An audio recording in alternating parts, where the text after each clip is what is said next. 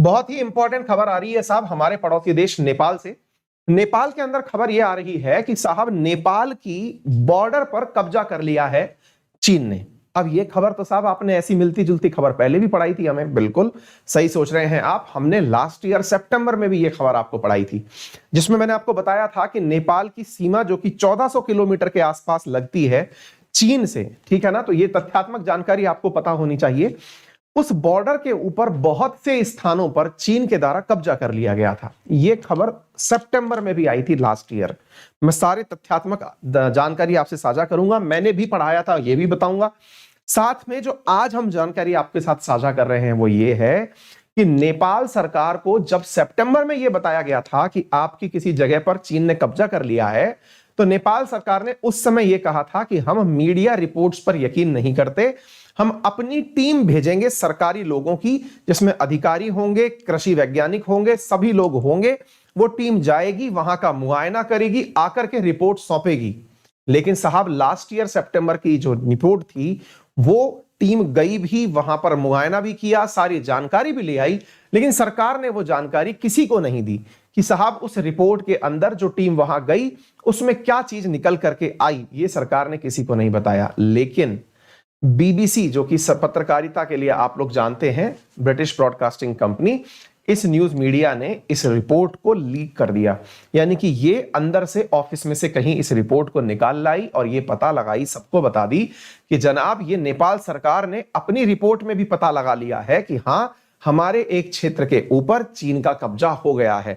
बस फर्क यह है कि नेपाल सरकार इसके ऊपर कोई भी टिप्पणी नहीं कर रही है। तो चलिए अब मैं आपको विस्तार पूर्वक इस घटना के बारे में बताता हूं। देखिए, तो China encroaching along Nepal border report, ये इन लोगों ने नेपाल सरकार की ही एक रिपोर्ट को अंदर ऑफिस से निकाल लिया, यूं समझिए, जिससे ये जानकारी बाहर निकल करके आई है, ठीक है ना।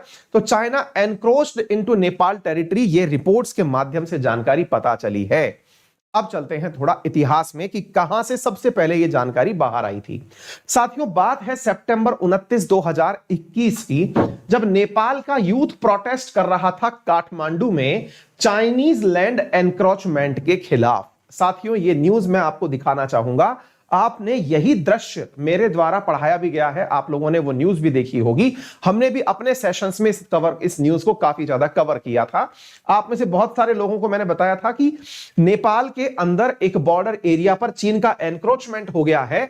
यह खबर 29 सितंबर 2021 की है, जिसको कि आप यहां पर लोगों के द्वारा, यानी कि जब काठमांडू में नेपाल की जनता को यह पता चला कि हमारे किसी क्षेत्र पर चीन का कब्जा हो गया है, तो ये सितंबर की घटना है कि बहुत सारा जो यूथ है वो सड़कों पर उतर आया और उतर करके उसने नेपाल सरकार से जवाब मांगना शुरू किया और कहा कि चीन जो है वो हमारे यहां से वापस जाए। इस प्रकार से काठमांडू में ये पूरी तरह से यहां का विरोध प्रदर्शन की तस्वीरें आपको दिखाई दे रही हैं। China encroached into Nepal territory, construct 9 buildings, ये न्यूज हम लोगों ने आपको सितंबर में पढ़ाई थी। सितंबर 2020 की खबर है ये। इसी प्रकार से आपके सामने सितंबर 2021 की खबर है ये। लगातार ये रिपोर्ट जो है वो रिपोर्ट की जा रही है, हर साल रिपोर्ट की जा रही है कि एनक्रोचमेंट हो रहा है, एनक्रोचमेंट हो रहा है। नेपाल सरकार ने कहा कि जी साहब ऐसा कुछ होगा तो हम अपने लेवल पर खुद जांच करा लेंगे। तो नेपाली गवर्नमेंट रिपोर्ट लीक हो गई, वो वाली जो कि इन्होंने खुद से जांच कराई थी। यानी कि रिसेंटली जो खबर बन के आई है वो ये है कि जो चीन की बॉर्डर पर एनक्रोचमेंट की, यानी कब्जे की घटना, अतिक्रमण की घटना इतने दिनों से अखबार में आ रही थी, उसकी नेपाल सरकार ने भी जांच करवा ली। वो नेपाल सरकार के द्वारा करवाई गई जांच लीक हो गई, बीबीसी को वो रिपोर्ट मिल गई और उसमें China of encroaching into Nepal along the 2 countries share border, और इसमें ये पूरी जानकारी निकल करके आई है। बकायदा वो डॉक्यूमेंट भी निकल के आए जिसमें तस्वीर खींच करके रिपोर्ट के अंदर लाई गई है कि देख लीजिए कौन से घर का निर्माण बॉर्डर एरिया पर किया गया है। यहां पर आप यह जानकारी के रूप में देख सकते हैं किस प्रकार से चीन के द्वारा यहां पर निर्माण कार्य नेपाल की सीमा के अंदर कर लिए गए हैं। यह कहां की जानकारी हो रही है साथियों? नेपाल चीन के साथ में 1400 किलोमीटर का बॉर्डर शेयर करता है। यह जो बॉर्डर आपको यहां दिख रहा है यह अराउंड 1400 किलोमीटर का है। रिसेंट डेज में क्या हुआ है कि नेपाल ने अपने दक्षिण में रहने वाले देश हिंदुस्तान के साथ में अपनी व्यापारिक भागीदारी को थोड़ा सा चेंज करने का निर्णय लिया। अभी रिसेंट डेज का मतलब ये नहीं है आजकल में, केपी शर्मा ओली की जब सरकार थी, गत 5-7 सालों से यह कार्यक्रम चल रहा है, उसमें यह था कि नेपाल ने इंडिया के ऊपर डिपेंडेंसी कम करना शुरू किया। और डिपेंडेंसी, अब डिपेंडेंसी का भी कारण समझ लीजिए। असल में नेपाल के पास दो ही ऑप्शंस हैं, या तो वो चाइना डिपेंडेंट हो जाए या वो इंडिया डिपेंडेंट हो जाए। क्यों? क्योंकि ये खुद लैंडलॉक है। लैंडलॉक का मतलब है कि इसको कहीं से समुद्री सीमा एक्सेसिबल नहीं है। वो बात दूसरी है कि भारत इसको बांग्लादेश के माध्यम से समुद्री सीमा जाने का मौका देता है, लेकिन भारत चाहे तो इसके रास्ते ब्लॉक करके रख सकता है। तो ऐसा जब लैंडलॉक देश यहां फंसा हुआ है, तो इसके पास दो ऑप्शंस थे। इसका मेजॉरिटी यानी 90% ट्रेड जो था वो इंडिया के साथ ही होता था, यानी मतलब 90 क्या 100% ही पकड़ के चलो। लेकिन जब यहां पर कम्युनिस्ट सरकार आई, यानी साम्यवादी लोगों की सरकार आई, जो कि चाइना के द्वारा प्रभावित थी, माओवादी सरकारें आने लगी, केपी शर्मा ओली की सरकार यहां आई, तो उसने यहां की डिपेंडेंसी इंडिया पर कट करते हुए चाइना के साथ बढ़ाना शुरू कर दिया। अब साहब चाइना के साथ बढ़ाया गया तो क्या फायदा हुआ इनको? इनको लगता है कि चाइना ने इनको बहुत सारा पैसा दे दिया। पैसे के नाम पर इनके व्यापार की अंदर जो जानकारी निकल के आ रही है वो ये है कि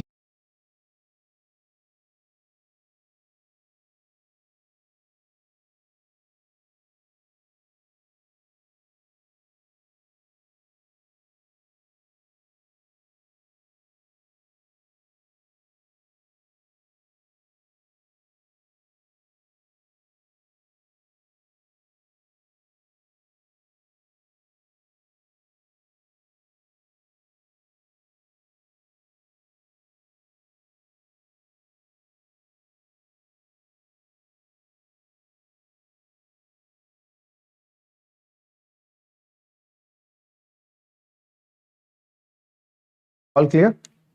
ठीक है। तो जहां तक आप लोगों ने मुझे सुना है, मैं वहां तक लौट जाता हूं, वापस बताता हूं आप लोगों को। मैंने ये बताया था आप लोगों को कि भाई नेपाल के साथ में भारत का बॉर्डर शेयर होता है, और नेपाल के साथ जब भारत का बॉर्डर शेयर होता है तो भारत इसकी अधिकतम सीमा को अपने साथ जोड़कर रखा है। लेकिन इसका एक और बॉर्डर शेयर होता है, वो चीन के साथ है। नेपालियों के साथ में चीन ने धोखा क्या किया, उम्मीद है कि आप इससे पहले वाली सारी घटना सुन चुके होंगे, जिसमें मैंने आपको यह बताया था कि किस प्रकार से इसके द्वारा एनक्रोचमेंट किया गया है। हुआ क्या कि चीन ने नेपाल के साथ में जो बॉर्डर मार्क लगाए थे, बॉर्डर मार्क किस बात के लगाए थे? नेपाल के द्वारा चीन के साथ में, अब फिर से बफर आ रहा है,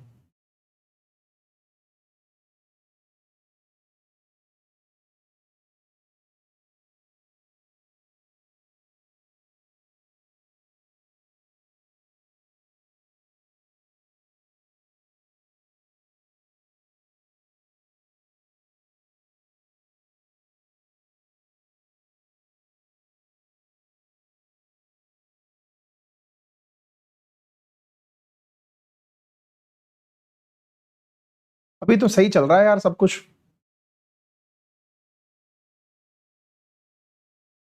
सही है ना?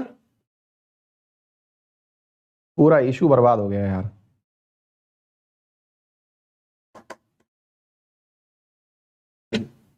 शिट मैन, इतनी जबरदस्त तरीके से इसका ये इशू तैयार किया गया था।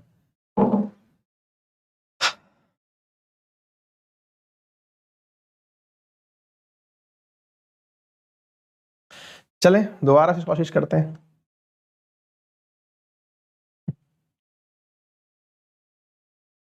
All is well.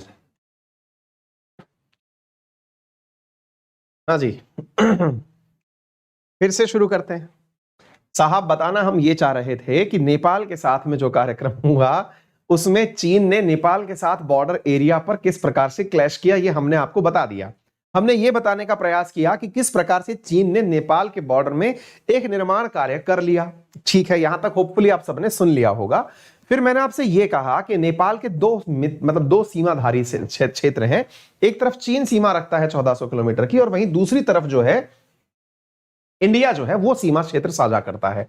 नेपाल के अंदर जैसे जैसे माओवादियों की सरकार बनना शुरू हुई, यानी कि उन लोगों की सरकार बनना शुरू हुई जो कि साम्यवादी विचारधारा से थे, उन्होंने क्या किया? उन्होंने चीन के नेतृत्व में चीन के साथ व्यापार करने का निर्णय लिया, क्योंकि यहां की जो सरकारें हैं वो अब धीरे धीरे साम्यवादी विचारधारा को फॉलो कर रही हैं। केपी शर्मा ओली उसके उदाहरण है।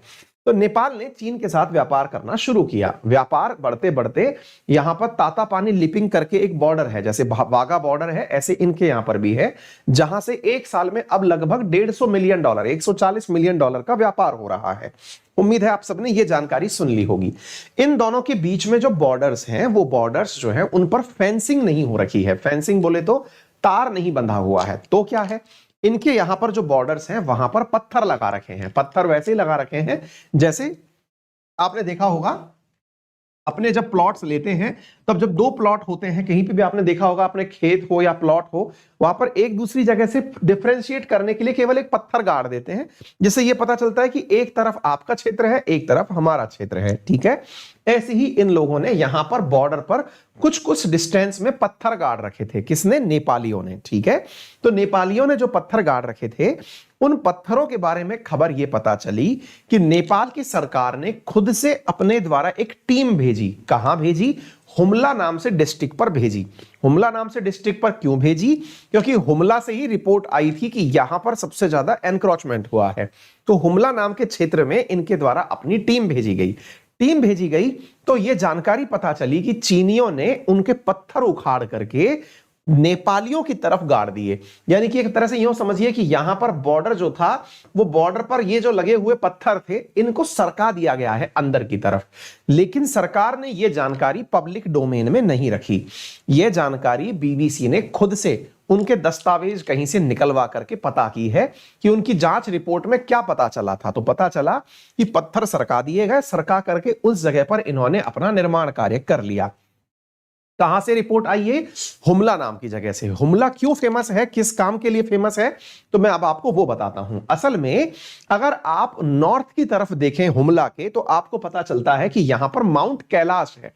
कैलाश वही जहां पर हम सभी लोग, यानी कि हिंदू मान्यताओं को मानने वाले लोग और बुद्ध मान्यताओं को मानने वाले जो लोग हैं, ये इसे एक सेक्रेड पैलेस मानते हैं, क्योंकि कैलाश मानसरोवर की यात्रा एक बहुत ही धार्मिक यात्राओं में से शामिल की जाती है, जो कि चीन के कब्जे वाले तिब्बत में है। तो इस तिब्बत वाले क्षेत्र में ये जो कैलाश माउंटेन है, यहां जाने के लिए हाल ही में भारत सरकार ने बगल में स्थित उत्तराखंड से पिथौरागढ़ होते हुए काला पानी की सड़क बनाई थी। मैंने रिसेंटली भी आपको पढ़ाया है, और यह भारत का ही बॉर्डर एरिया है, जहां से नेपाल ने यह कहा था कि भारत ने काला पानी वाले क्षेत्र पर जबरन कब्जा कर रखा है।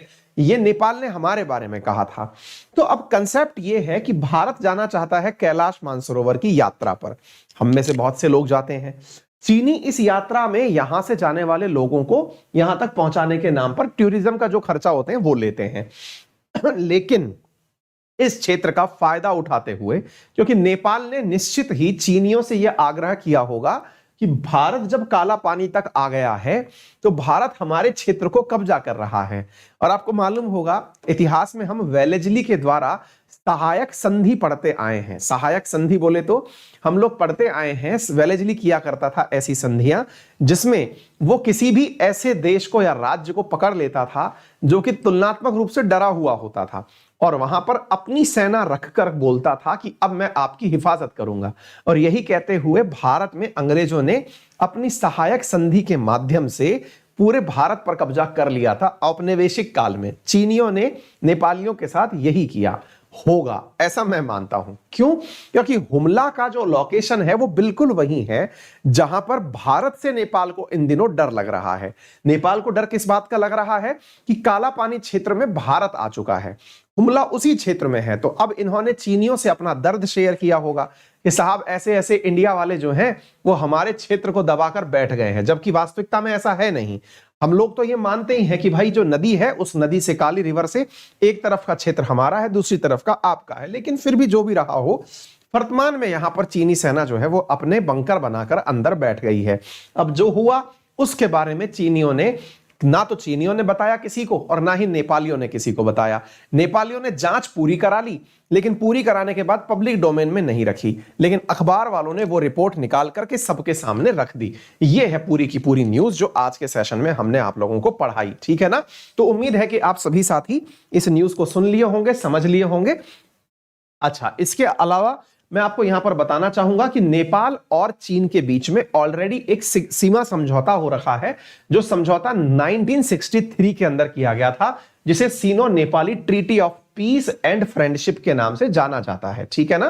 तो नेपाल गवर्नमेंट ने यहां पर बकायदा पूरी तरह से जानकारी निकलवाई और उस निकलवाई जानकारी के अंदर सारी बातें बाहर निकल करके आ गई, लेकिन इन्होंने यह बात किसी और को नहीं बताई।